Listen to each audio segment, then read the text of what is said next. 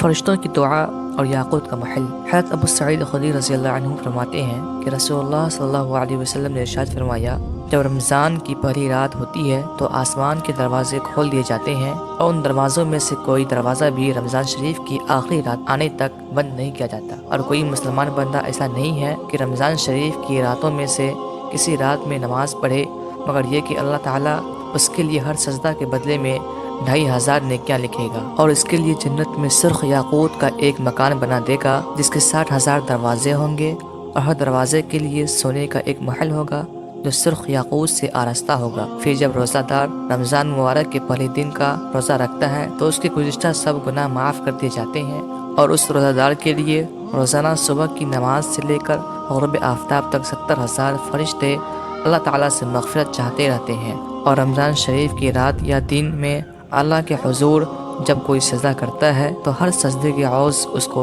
جنت میں ایک ایسا درخت ملتا ہے جس کے سایے میں سوار 500 برس تک چل سکتا ہے۔